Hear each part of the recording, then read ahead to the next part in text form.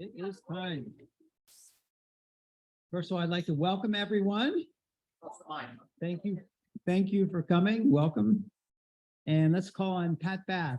She's going to lead us in the flag salute and the four-way test. Please join me. I pledge allegiance to the flag of the United States of America and to the republic for which it stands, one nation, under God, indivisible, with liberty and justice for all. And the four-way test, is it the truth? You're certainly there.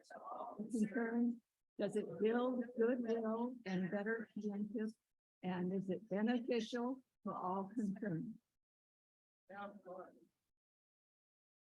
Okay, I believe Jan is going to enlighten us with her thoughts for the day or inspiration. Here to inspire you all. Is this working? Okay. Okay, so I got you. One of my heroes is Eleanor Roosevelt because she came from wealth, she married wealth, and yet she never let people without the same means. She always took care of those who couldn't take care of themselves. So I admire her tremendously. So this is one of hers. You may not always have a comfortable life, and you will not always be able to solve all the world's problems at once. But don't ever underestimate the importance you can have, because history has shown us that courage can be contagious and hope can take on a life of its own.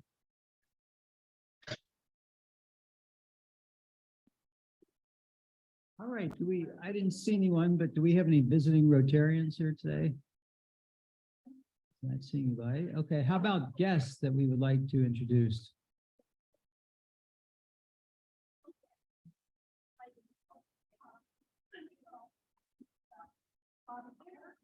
Okay, yes, we'll hear more about her later. Okay, thank you. So welcome, everybody. Let's see, let's go on to announcements. A woman named Cynthia O'Neill is very involved in the Bend area Rotary. Lost her husband passed away. So we're going to pass around a card. And I know probably most of you don't know her, but nevertheless, I think it is nice. Looks like Tommy wants to say something. It is nice when a club members acknowledge something like this. So you want to say something? Just a great person in Bend. She is the leader of the grant committee, the district grant committee, where like say Jim Lefevre is doing the grant in Mexico, and we've sponsored several water scholars and that sort of thing, as well as our district grants. She was also district governor a couple of years ago when we were doing Foundry Village, and she came down here. She's just lovely, and I want you all to know how important it is, and please sign the card.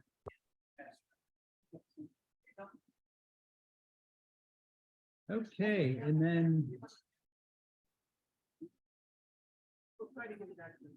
I guess it's Ben. All right. We're at the point of getting people to look at the committees that they were involved with last year. So we'd like you to check and see if you'd like to stay on those committees, or if you want to change to another one or add one to the list for that matter. So for now, next week, we're going to have the committee chairs come and talk to you to give you a little more information about it. But I think we've got some committee lists back on the table. And if you get a chance, maybe on the way out, just take a look. Oh, there it is. Bev's waving it.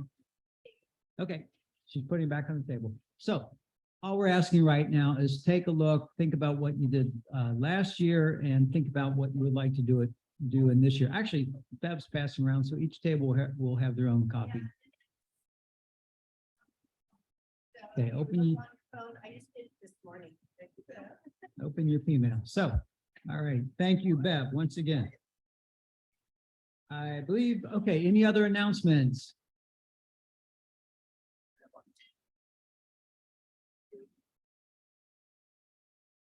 Kate Dwyer wanted me to make an announcement, an exciting announcement. So you guys may remember that Brenda Patton was recently recognized with the, and I'm going to get this right, the Four Ways Distinguished Service Award in 2022.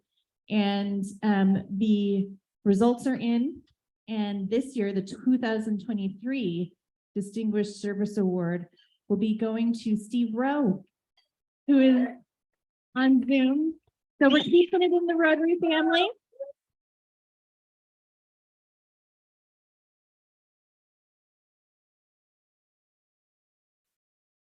Congratulations, Steve. You really deserve that.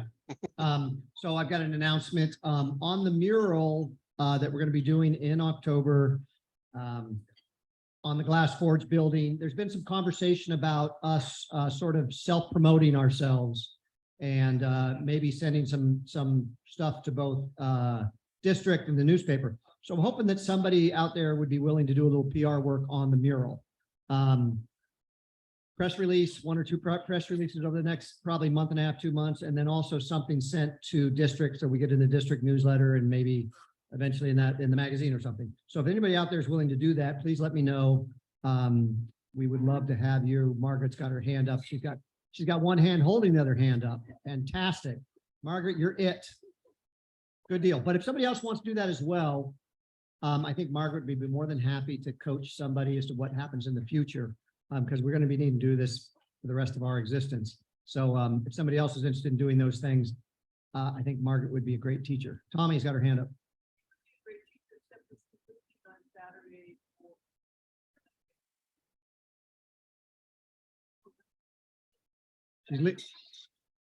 Okay, she's leaving on the 8th, but she'll be back at some point. She's not leaving forever. Better not be.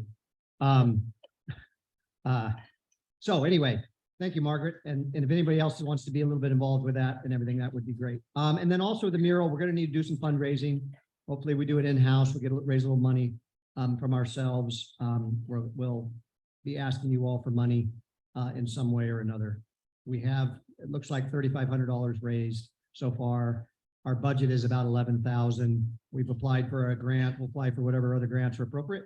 And we will ask people to help fund us. And the bulk of that money goes to mechanical lifts to get us off the ground so that we can paint high up. So if you don't mind using a ladder, then we don't have to raise money. You can just walk up the wall like Spider-Man or something. So anyway, thanks. Wait, one other thing.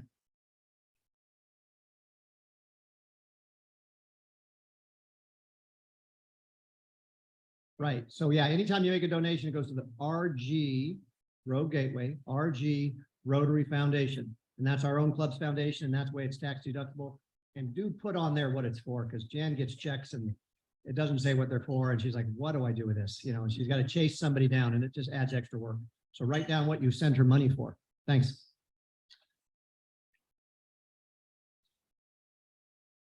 Okay, are there any other announcements? Boy, we're a little shy on announcements today. Usually we have 4, 5, or 6 of them. Okay, well, let's go on to the program. I believe, Kelly, you're going to introduce our guest speaker.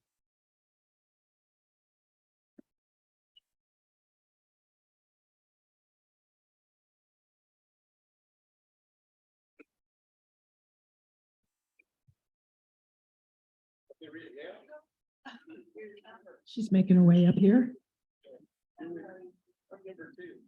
Is there anybody that doesn't know Bobbi Kidder? Well, if you don't know her, get on over here, ma'am. Okay, she's the best. And okay, so I'm going to read a little bit about her, but just know she radiates. Bobbi has some acronyms around her name: MA, RDT, BCT. Oh, and was recently, well, not so recently, within the last, say, 6 years, was it? 12 years, she was selected as emeritus class instructor. I mean, that's the top of the pile at RCC. And so what is she all about? She's all about drama. Can't you tell? She's a drama therapist. She specializes in therapeutic improvisation. And this is my passion right here. And I don't know if it's my Irish roots or what, but in storytelling, embodied storytelling. So she's an active member of the North American Drama Therapy Association and a faculty member where do you have the energy for this? At Antioch University and Silver Kite Community Arts, as well as the Northwest Creative and Expressive Arts Institute. Well, and now in addition to themes of improv and storytelling, Bobbi also has taught classes and workshops in embodied learning, radical acceptance, devised theater, and international collaboration. She offers imagination. Think about that. Everything I've mentioned describes imagination as a tool for envisioning and promoting a sense of belonging. And isn't that what we all need? Jenny can speak to that as well. Yes. And without further ado, Bobbi. Okay, all right, like a nice cream cone. Thank you. Thank you very much for those kind words. So we are going to start with a video that Gina has set up and with help. And so it's going to go like this because it's the one camp leadership. Yeah. Okay, so if you have an iPhone, you know that every once in a while, if you take pictures, it puts them together with a little tuneful melody. And so this one is reflecting on camp experiences at Enchanted Forest. So here we go over the last few years. And it's tuneful, it's just quiet. I don't get sound out of this thing. Okay, we're gonna sing together. Stand by me, oh, stand by me.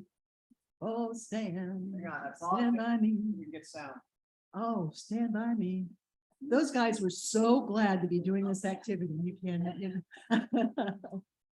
All right. So I teach at Antioch University, as you just heard, and I bring interns from in Antioch we just had 2 great ones every year. So we've had about 20 over the years that I've been there who have come to camp and earned practicum and internship hours while making people feel a sense of belonging. Yeah. A lot of good improv games and. So I don't know what's going on. It's okay. A lot of it's silent anyway.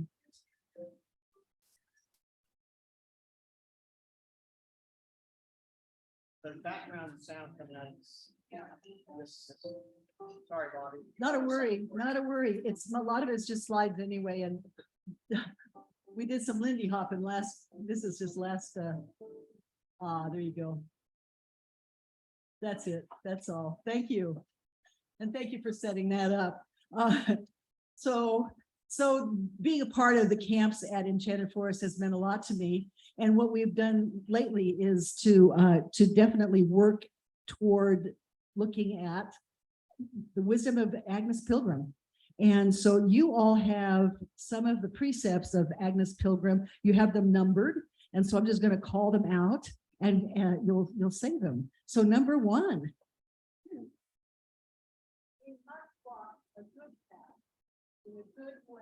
We must walk a good path in a good way. Thank you, Debbie. 2. We must walk through the house of doors, our minds seeking understanding. Thank you, Jim. Number 3. We must listen well to others and honor all teachers. Thank you. I love that one. Thank you, Doug.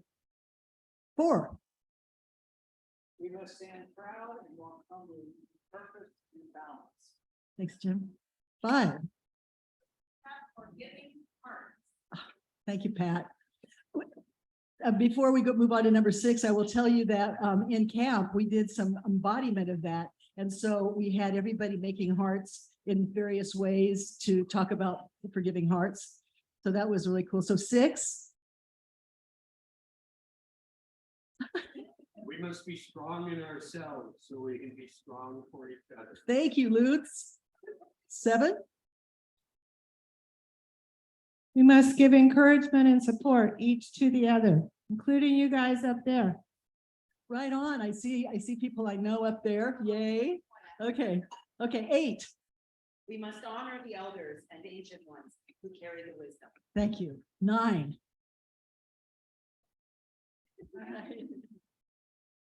We must honor the young who promise the light. Yes. They carry it already, not many of them. That was number 9. This is number 10. Okay. Thank you. Number 11. We must honor those who protect and feed the people. Yes, thank you. And number 12.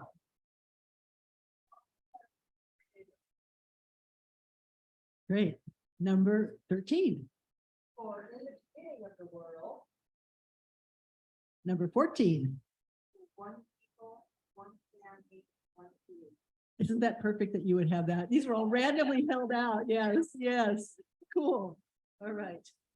Now I'll start my speech. Okay, give me just a second here. I'm pivoting. One of the things is that I look out and I look up and I see so many people I cherish. I just do. And it's so good to be here with you. And thank you for setting up that little video and for being so, there was one person that I handed a piece of paper to that said, what's this? No, I can do this. Y'all said yes. And that's the first part of joining in. So what I'd like to do is to talk about just what I've been up to in the last 12 years. And then I want to really weave that into the speech for today, or the presentation for today, is about belonging. So, and Ed and I, my husband Ed and I, lived in Grants Pass for 27 years. Much of that time I taught at Rogue Community College, and much of that time he was counselor at Rogue Community College. And I also started a private nonprofit called Southern Oregon Impact Theater. And that's where I got to do a lot of what I was trained for, drama therapy. And so one night we were talking, and in March of 2011, and Ed said, you know, it would be really cool if you could just do what you do with drama therapy and have support for it. That would be so cool. And so 3 days later, I got a call from the director of the Creative Arts Therapy program at Antioch University, Seattle, asking me if I would be interested in applying for the job of drama therapy coordinator for master's candidates. Yeah, I know. And so I went into, I said, you know, I have to talk it over with my family. And I went into the living room and I said, Ed, what do you think? And he raised his thumb like this. And his expression was like, weren't we just talking about that? You know, it's one of those things. Yeah, it's one of those things. It's one of those crazy things. All right, here I am. I'm talking. This is kind of a hard thing to do. First of all, talking about oneself. I taught public speaking for a long time, and I wish I had been more sympathetic. Okay, so such a lot of memories. Long story short, I went to apply. I was chosen for the job. I went up in August and set up a home in Ballard for us, and then Ed joined me in January, and I still work there. Only now I am commuting from here. And so I drive up. This is my pattern, just so you know. I drive up, I stay with a friend in Portland. We go have margaritas and Mexican food and talk about ideas. And then next day I get in my car and I drive to Seattle. I spend usually 8 to 10 days there, 3 times a quarter. So I go up that many times a quarter. That's nine times a year. And so I've said that this is going to be my last year to do this full time, and it might be. You never know.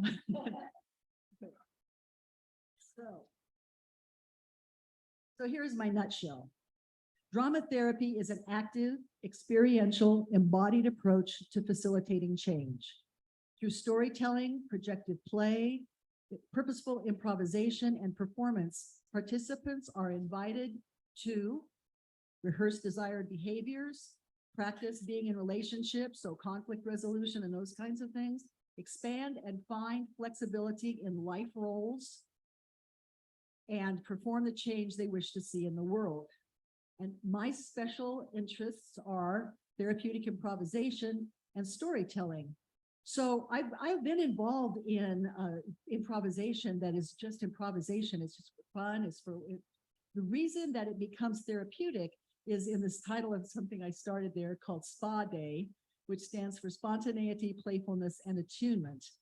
Any improv is going to have a degree of spontaneity and playfulness, the word attunement is what makes it therapeutic. You're listening. I put this really well, so I'm going to read it. It is the attunement, helping people connect with their spontaneous, playful natures, listening, paying attention to emerging themes. Attunement helps to gain access to that story that needs to be told, because when it is told, it lifts a burden and eases the pain. That's what I get to do. It's wonderful. So the narrative part, I got an advanced certificate in narrative therapy from the Vancouver School of Narrative Therapy. And those trips to Vancouver that I made for that year were so much fun. It's so great to have that kind of experience that I've gotten to have. So I'm still at Antioch, and Ed is in Ashland being a quintessential grandfather, which he does warmly and well. And so on the first part of the commute, I was online. And now, as I told you, I do this other part. And I've just started going to the Amtrak station in Eugene and getting on the Coastal Starlight and going up and back and driving only a little short way. And that's really fun. So who wants to take this page from me so I can do it with you? So I'm going to go to the next page, which gets us into a bumpy segue to the subject of belonging. All right, so I serve on the Diversity Council at Antioch University, and the words that have always kind of fueled the fire there have been diversity, equity, and inclusion. Well, they added the word belonging. You're going to see it everywhere, and I am just delighted because we live in a culture where there is such an investment in the illusion of separateness, and it's just so embedded in our dialogue and our rhetoric and our just so many things. So this is really okay. Does it sound like I'm spitting? Does this close this? Okay. All right, then I'll relax. All right, so I'm going to touch on this just lightly. And if any of you are interested in the subject of belonging and you want to talk a little bit more about it or hear about it, I will be speaking at the Unitarian Church on August 6th, promptly at 10:30 we start. So you're here in Grants Pass. All right, so let's start by making sure that we know what we mean by belonging. There's so many words that we have, like trust, like we think, I know what I mean. I bet you mean the same thing, but we don't check it out. So I asked a few people what they meant by it, and I love this response. Belonging happens when the person I am greeting looks at me with eyes of warmth, a firm handshake, and a smile that says, "You're here." All right, so we got together today with a lot of warmth and a lot of camaraderie and so forth. I would like you to just pick 2 or 3 people around you or across the room, whatever you think is best. And I want you to just say, "You're here," in that way that this person was talking about, and see if that gives you a little bit more cozy sense of belonging. Nice to see you.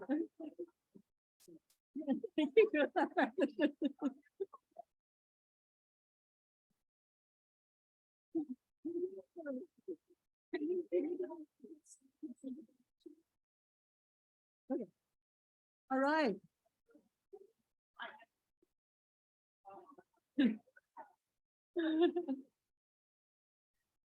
So wonderful. Thank you. How did that feel? Yes, absolutely. Maya Angelou said, "I long, as does every human, to be at home wherever I find myself." I think this is interesting to look at, to unload for just a couple of minutes. To look at, first of all, I long, that means it's not always present. We yearn for it, we want to see it. But the part is not to feel at home, but to be at home. To be at home. Sometimes, what are some of the places where you, outside of your house, where you think, "I'm home"? Oh, that's so cool. That is so cool. So yes, sometimes it's a club. Sometimes, I felt that in classes sometimes when things are going so well and I just think, "I'm home." And another time that I have felt it really, really profoundly is when I came back here the first time in the summer, and I'm not a summer gal. And I came here in the summer and I smelled the pine and I said, "I'm home." It's just like there are things that are in nature, things around us that make us feel that we are home.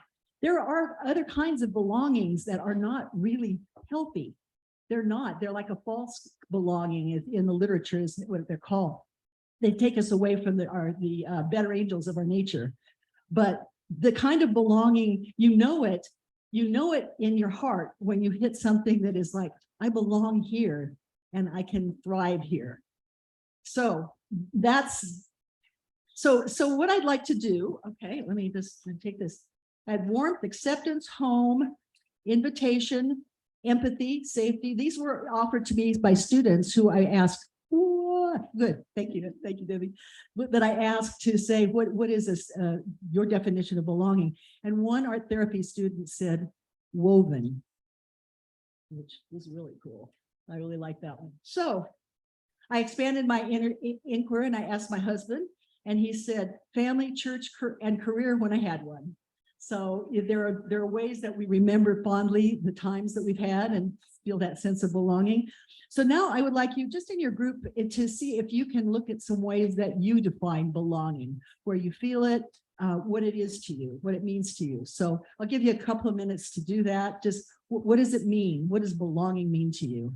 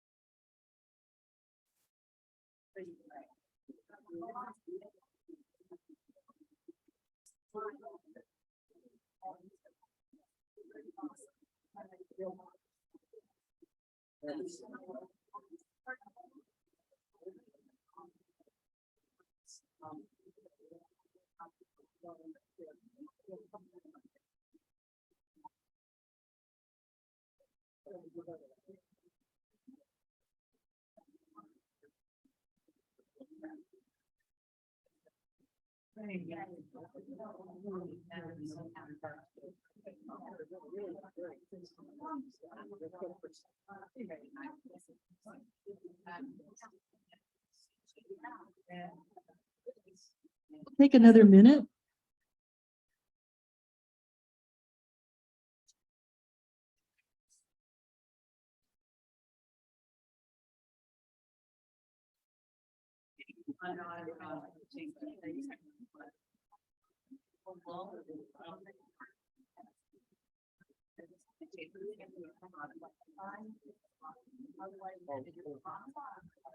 All right.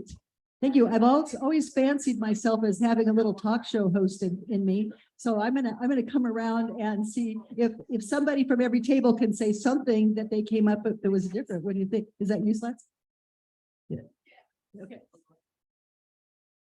We saw Bev sitting over there by herself and said, hey, Bev, come and join us. So belonging is inviting people in to be with you. That is step one. Never ignore the basics, right? Yeah, thank you. Over here. Is that Dawn? Hi, Dawn. We talked about a few things, but one thing that we brought up is authenticity. So you're able to be your true self and you are welcomed and appreciated. There are so many ways that people hide. And when you don't have to, that is really golden. How about this over here? Who do we have who wants to speak up? Thank you, Julie. Our first words were safety. You have to be safe where you are and feel safe. That word comes up again and again, feeling safe. Great. Over here? Yes. Same thing. I heard you say safety and thought it myself. We talked about nurturing and encouragement and just, you know, a place where you're cared about. Nurturing and encouragement in a place where you're cared about. Come over here. Who's speaking for y'all over here? Are you doing it, Michael? How about belonging to Hayes, Kansas? I was born and raised there. I feel belonging to that, but I've been in Oregon since 68, so I feel like I belong in Oregon, and it's a good place to belong to. It's really interesting when the number of people who come from somewhere to somewhere else, and sometimes my son-in-law is from Cuba, and so I never know when he says my culture what he means, because he has that. But it's, you know, more permissible than it ever has been to have more than one culture. So we embrace that. You know, it's good to see you. Did y'all talk about it? What'd you come up with? we decided we love that word woven because we said it's acceptance, a common goal, common view, empathy, love, and we were like, woven, that's it. All these things together are what. I'm going to tell that student this happened. They'll be so wonderfully happy. All right. So that was everybody, right? Great. So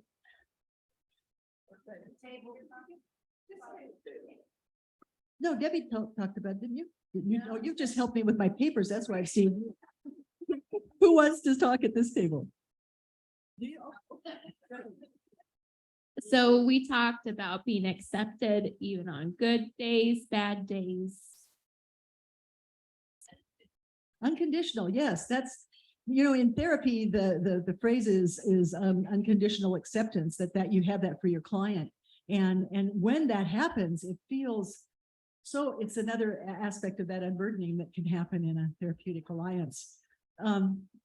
So the idea of exploring the concept of belonging is happening in many areas of our lives, so that we, because, ladies and gentlemen, loneliness is described as epidemic in this country, and I think in other places in the world. So this is what makes me have this as a very important tributary of the work that I do, is that sense of belonging, keeping people from feeling adrift. And so this is where we want to create a sense of safety, confidence, and knowing that you are where you are because there's no question about the people in your community wanting you there. This is embedded in the word belonging. Come on in, you're welcome. This is what we're talking about. It can be found in a family, in a faith family, in a group of good friends, a club, a gathering, a place to be embraced, to feel understood and appreciated, a forest, a living room. And it happens with that sense of commonality, which can often bring or be a result of a sense of mission. Sound familiar? People coming together around service, or as a healthy social connection, belonging in something that sings like the angels of our better nature and brings us home. Thank you. Do you have question and answer things? Do you want me to stay here for any questions? Do you have any questions? Yes, Jim. Bobbi, I just wanted to mention what you said about the sense of. Anyway, I just wanted to mention, I believe we are a Blue Zones community. And if I'm not mistaken, one of the elements that contribute to longevity is some sense of community, or actually specifically belonging to a group. It might be a walking group, a church-based group or something. Anyway, it actually helps you live longer. You're here. Live longer and better. That's what I say. Yeah. Michelle. Thank you so much, Bobbi. I'm really excited. Bobbi mentioned this, but I'm going to say it again slowly and emphasize that she's going to be coming to the Unitarian Universalists on Sunday, August 6th. So that's just right around the corner, 10:30 in the morning. And so she's going to go deeper into the belonging offering that we got a taste of today. And of course, it's free. So hope some of you will be joining us. And you can always go to uugp.org if you don't remember the details. Thanks, Bobbi. All right. So we may have had some people on Zoom that I don't know if they were all able to hear everything, but I hope so. Bobbi, we used to, in Grants Pass School District, we put together a storytelling unit, which we did, and the way we were able to get away with it was that we put it under the talented and gifted piece. And I cannot tell you how much fun that was. It was a lot of fun, and it involved many kids. And then we had competitions. And then we took it out of just talented and gifted. We had kind of used that as the ship to start that. And but we all had to take classes in storytelling, which I also loved. and learned about what tools you were able to use, how you could use your voice in storytelling, how you used your body in relating the tale. And oh my goodness, can we bring it back? Oh, it's back. Yeah, Tommy.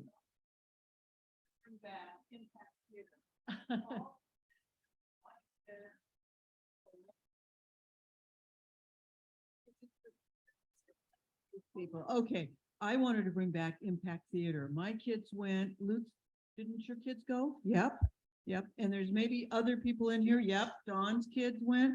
It was a, yeah, it was a. I was a founding board member. That's right, yay, Jenny Jackson. And I think my son is something or other, or was, so, oh, well, okay. Anyway, it was a fabulous experience for these youngins to grow up with. Thank you. Well, thank you, Tommy. That's very kind. Yeah. I'd like her to bring back Amazons as well. Like, an improv group that was incredible.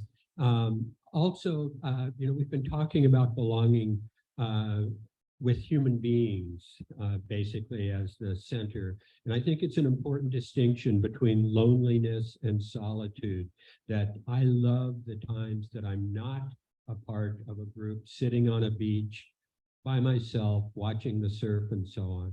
So it's an important distinction, I think, that we need to make. Thank you so much for that, Lutz, because one of the things I did leave out is the first place that we have a sense of belonging is to ourselves. And whatever spiritual path you're on, that sense of belonging comes first, and it helps us understand how we can impart it to others. Yes, thank you for that. I feel like I'm an expert on belonging, thanks to Bobbi Kidder. I was sharing with Judy when we were speaking in a group. I told you I had 3 teachers in the room for my first term at Rogue Community College. I was 17 years old, maybe even 16. And I had Bobbi Kidder for theater, I had Margaret Bradford for writing, I had Lutz Kramer for philosophy, and I had James Dunn for history. That was my whole term. And my class with Bobbi was the first time in my entire life I felt like I actually belonged. So you are an expert, Bobbi. I am in 25 years at Rogue Community College next month, and I still hang out with you all. Lucky us, lucky us. Yeah. Oh, yes. Hi, I don't know if you remember being at our house, Doug and Bev Walker, on a zip line, and you ripped your shirt.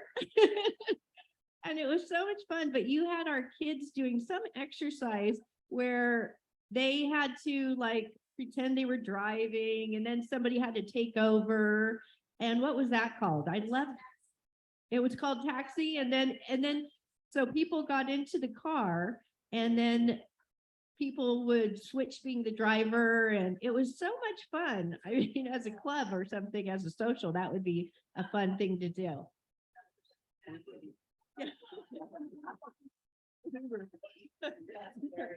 That happened at camp, that somebody reassigned the name. Anybody else, any questions or things that you'd like to say? Something that's been a highlight to you? Yes, Doug. Two things. Could you explain what the theater that Tommy talked about was? And then I think Lutz talked about something. Say what that is, because some of us don't know. And then you teach master students drama therapy. Could you explain how they use that? What does that mean? Yeah. So drama therapy, the things that I was talking about, the therapeutic improvisation and story are just 2 of the ways that people use drama therapy and find ways to utilize it. And some of the really successful experiences that I have had have been like working with neurodivergent children. So that means they learn differently, and sometimes that keeps them out of the mainstream. I've worked with military folks with story. That's very, very powerful. I did a job at the Dom here in White City a few years ago with women military veterans. And that started out quite chaotically because they never had a unified voice before. So part of what I do is help people find their voice and help them speak with some unity and some civility with each other. And they did this work, and somebody came from Washington, D.C. who wanted to see what's going on with women military folks. And we did one of the things that I like to do, which is just a devised theater piece. It was a reader's theater. And the folks stayed together for like 3 years and they called their group Common Threads. So that's part of what happens is that just being together with the intention of having, you always have group agreements. You always have a thing that you check in with your group agreements to see what's going on. Sometimes you have conflicts to resolve and so forth. And then there are, one of the other things is non-targeted activities. So it wouldn't be like, okay, so Lutz, stand up and tell us a story about it, because if it's the first day and Lutz is in the 6th grade, that's a little soon. So scaffolding means that we do group things. They're called phase 1. They're just fun group activity games. And then we start moving toward, if we're doing a group therapy group, which is my jam, I love groups, that we're going to get to people's stories. And there's been so many different groups that I've had the privilege of working with, but that kind of covers what we do. And what Tommy had talked about, impact theater used to be called teen theater. And teen theater, I did that for about 15 years with students from all of the high schools coming together. We'd have from 4 to 12 people in the group. And I'm doing a thing on Monday with one of the graduates of that program, LaSalle, now LaSalle Vetch. I just keep in touch with folks. It's a thing that makes me happy. And that person over there is why I do it too, because it's such a, yeah, I know, it's definitely, that's just what happens. Yeah. This seems like such an appropriate thing for so many businesses and so many people. What are some of the companies or businesses that you are seeing that are interested in this and are using this? Well, there's the, I don't know if it's a business, but I did drug court theater for several years. And drug court theater was very, very wonderful. I worked with the Board of Realtors, and that was exciting. And we also came together. We put out a shingle for just, how's everything going in your company?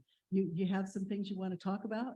And we had some small groups in just some businesses, there was a restaurant, and but that kind of thing. Like if people know that there's somebody who's going to listen, and you build a reputation for that. Our students are stellar, the ones that I've had the privilege to work with, like the ones that come to camp and so forth.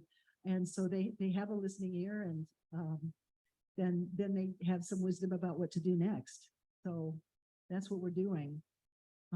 We went to there's like one night when I was by myself in Ballard. This is my closing story now. I was by myself in Ballard, and I said, so I was really missing Ed. We would probably do something fun. And I was like, okay. There was a fireplace in this little apartment, and I lit it, and I had a glass of wine, and I said, so tomorrow's the weekend. What would you do if you could do anything? And I thought, I'd get together with some interesting people. You know, I would go somewhere that was different from any place I'd been, and we would do something, you know, engaging and get to know each other. And I thought, oh yeah, you're doing that tomorrow. You know, I was going to do a spa day, the spontaneity, playfulness, and attunement day we had about 12 students, and then they said, you know, oh, we want to take you down to this place by the pier, and we had seafood and watched the sunset. So I got to have that dream come true, even, you know, it was on its way all the time. So it's very nice to be here today, and I really thank you for welcoming me.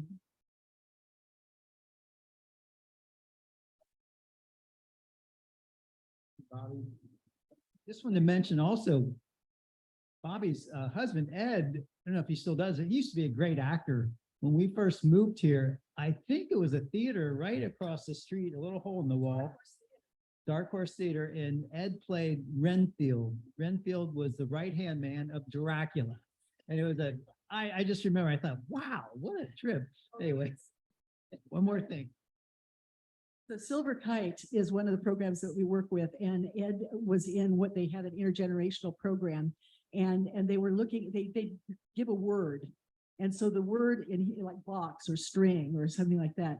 And one of the times that he was in this program, it was chair, and he has this monologue that is so funny. It's called The Many Chairs I've Known.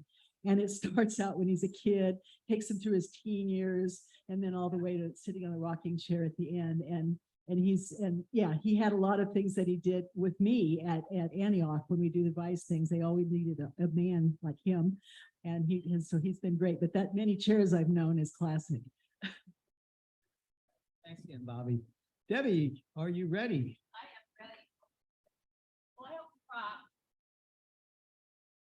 That I want to share with you, and can you zoom in on this so that the Zoom people can see it? They are paper dolls. They're 3 dolls, and they are Gina, Tina, and Lena. The blonde, the redhead, and the brunette. And they have their little outfits, and there's a lot of things that down. They have that you can play with ice cream cones and whatnot. And they're my prop to have a conversation. Incidentally, Bobbi, awesome. And let's give her another hand. I mean,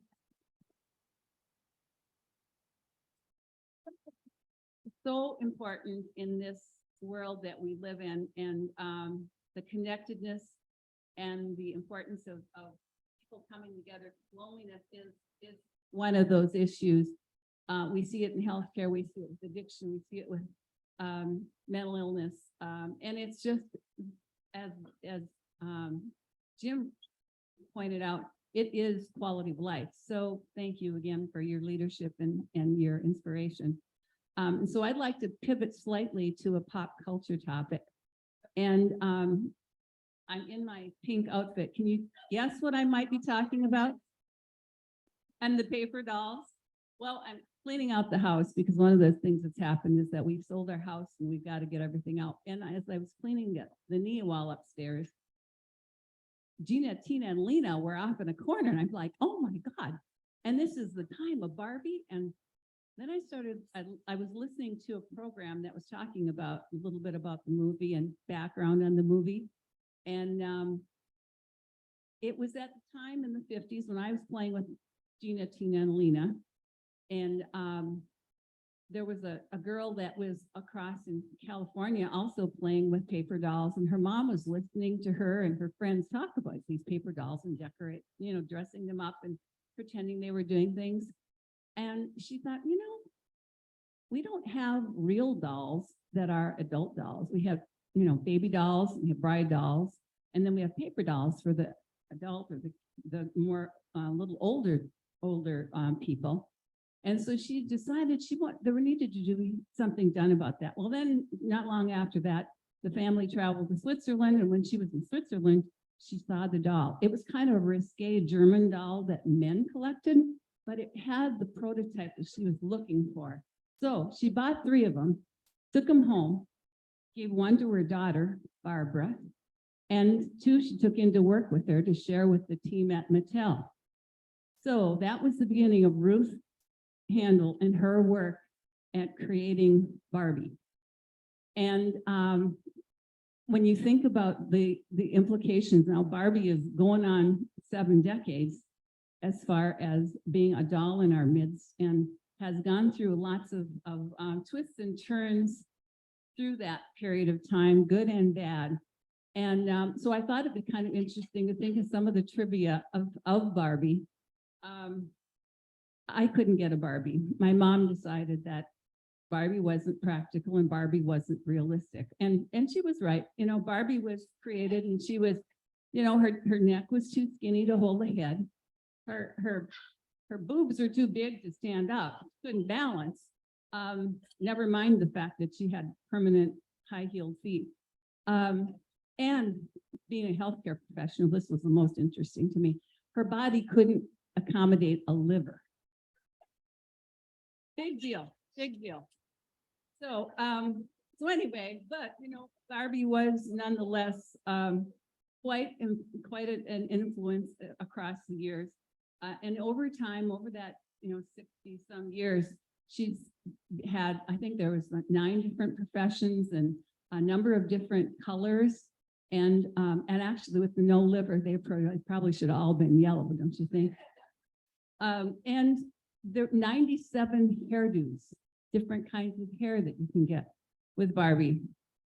With all the professions that she supposedly represented, someone did a study and discovered that young girls that played with Mr. Potato Head actually had more aspirations for different kinds of professions than Barbie. So Mr. Potato Head, who knew? Now, Tammy, I had the Tammy doll and I looked this up. Tammy sells now, you can get, the vintage original Tammy is about $500 you can get for her. 1959 Barbie, when she was released, that one's 27,000. My mom kind of blew that one. The most expensive Barbie was at a breast cancer fundraiser, and it went for $302,000. And so there you go. That's and since I mentioned fundraising, it's time for Happy Bucks. All right, so I'll throw in $20 to the pot. Some of that is for fact that I think we did sell the house, and that's a grateful buck and a relieved buck in addition to being a happy buck. I'm happy that although I have this retainer in my mouth and I sound like should be in Barcelona. The dental implant went well, and I took my last ibuprofen or last antibiotic this morning, and I found the retainer before I find I lose my retainer. I feel like my dad. My dad was always losing his teeth everywhere, and I'm now going, Fritz, have you seen my teeth? And it's like, your teeth, how time goes by. I'm grateful for friends. This week I had planned to take one of my friends and her husband with us to see Pink Martini at Brit, and it was going to be tonight, and we had planned this out, and she called me and left me a message, and she knows who she is because she's in this room, and she said, this is the funniest thing. I thought that it was tonight, and it's really in August. Ha ha ha ha. And so she left the message. I called her back and I said, well, the really funny thing is I thought it was tonight too, and I've got the tickets. So, and I'm grateful to have friends that let me I can belong and be imperfect, etc. And the last thing is Willie Nelson. We went to see Willie Nelson on Sunday in Bend. And I'm glad Willie Nelson woke up and still alive this morning. So, all right. So who's happy? All right, I'm going to go counterclockwise. Dr. Got 5 happy bucks for Bobbi. Many years ago, when I was department chair of the humanities department, I lost Bobbi to Antioch because I could not match their offer. And so I'm happy that we're kind of reeling her in a bit here, and so happy to see her back here. Absolutely. I'll put in a grateful $5. I'm grateful that Bobbi has been in my life for I think it's been more like 15 years that we've been doing these camps. 23. Who's counting? She is amazing. I've gotten a lot of accolades for the results we've had from the camps over the years, but I don't do it by myself. I've got people like Bobbi who work the magic, and it is amazing. And I'm so glad we got people like Bobbi in the world. So $5 for you, Bobbi. I'm going to give 29 happy bucks for our 29th anniversary recently. And we went to the Twisted Fork, love that place. And also for the memory that we have of Bobbi going down our zip line. I just love that memory. Okay, thank you. And I have 5 happy bucks because of Bobbi being here. I worked with her at Rogue Community College forever. We made, I think, a better life for the students there, and combining art and drama, part of the arts and stuff. So thank you so much.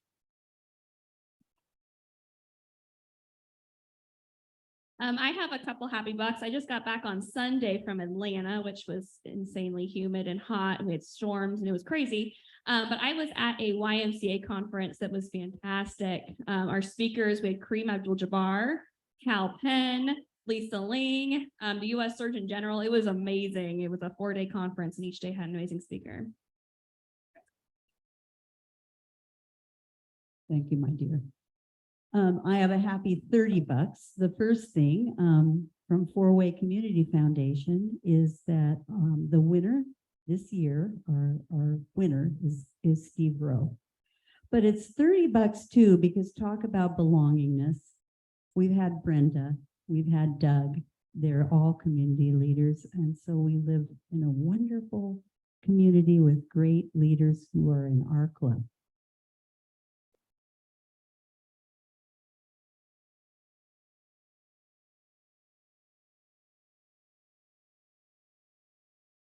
Bobbi.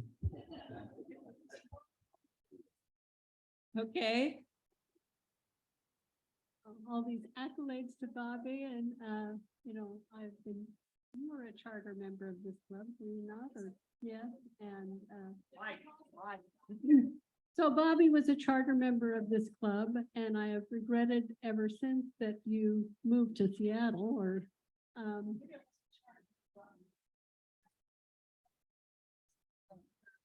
very early, and every once in a while we reconnect and it reminded me of, talking about this, the joy and love and instant acceptance you see in someone's face, and that's always there with you. So it's just very wonderful. And then on a more personal note, not that that wasn't personal, but I just got back from LA and I go there every year on an annual inspirational kind of trip. And this year I asked my sister-in-law and brother-in-law who live in Pasadena, can I come early and stay late? And we went to all these fabulous museums. My husband doesn't like museums. I love museums. So this was just a fabulous vacation for me. And had excellent guides. It was like, well, first I went to the Huntington Library and went on the garden and architecture, just the garden tour, and fabulous guide. And so then the next opportunity came up at the Getty Villa. And I said, well, we were recommended to go on this garden and architecture tour. Fabulous, learned all these sorts of things, and then did the quick tour of all the Roman, Etruscan and Greek statues and artwork. It was just wonderful. And then the LA County Museum of Art. And I was surprised, they're doing this unbelievable remodeling project, and all the fabulous European art and stuff wasn't there, but there's a couple called the Broads who really love contemporary modern art. And so they had a whole exhibition there. And then we also went to the museum that they have in downtown LA. And so I got a double dose of modern art. But there again, we had a fabulous guide, a woman who was so enthusiastic and knowledgeable and gave this whole lecture on abstract painters who were women and their elevation through the years. There's one woman, she was the original inspiration for Jackson Pollock. He looked at her work and said, oh, I can do that. And so he's got all the accolades over the years. And finally, when she was like 74, they said, oh, she's good too. But anyway, fabulous trip. I enjoyed it. I just want to do the last one and tell you all, first, happy to meet you. I've seen your name 1,000 times. I guess she and my mom were buds, but I never had a Barbie, and I don't like Barbie. I never liked Barbie. My sisters had Barbies. I'm not sure where I'm going with this, but I'm really happy to be here, and this feels like a home place for me. So thanks.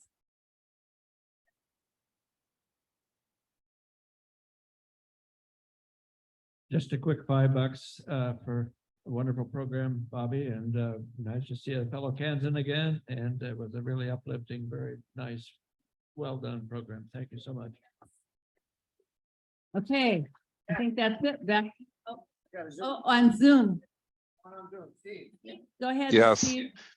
Well, I would just like to do $66. And the reason I say that is the fact that each one of you helped make my day go well, days go well, and what I'm able to contribute to the community. And as I was thinking about this, it'd probably be thousands of dollars for the people that have helped me along the way. But each one of you have done so much to help me, and I appreciate all that you do to help the community and help each other, but also for this marvelous award from the Four-Way Community Foundation. And it's not the end, but just the beginning.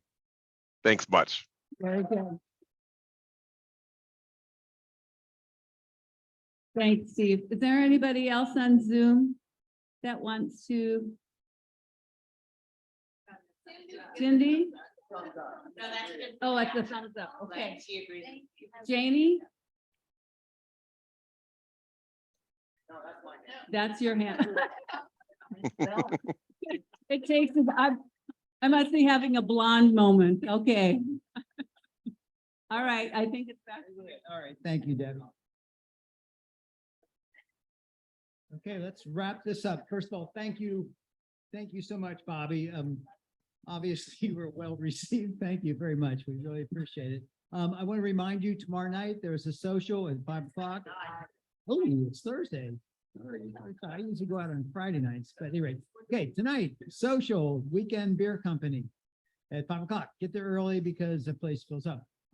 As far as next week goes, Laurel Sampson's going to spend a few moments talking about Parkinson's. She and her husband went to an international conference in Barcelona, I believe. The committee chairs and co-chairs are going to talk a little bit about their committees, what they do, try to lure you to sign up for something if you haven't already. And then Gina Marie is going to talk a little bit about money and where all the bucks go. And I would like to end with, instead of the thought for the day, I'm going to call it the concept for the day. And it's by this fellow, Neil deGrasse Tyson. It's called Astrophysics for People in a Hurry. It's actually highly readable. And what he says is, every one of our body's atoms is traceable to the Big Bang and to the thermonuclear furnaces within high-mass stars that exploded more than 5 billion years ago. We are stardust brought to life, then empowered by the universe to figure itself out, and we have only just begun. Thank you.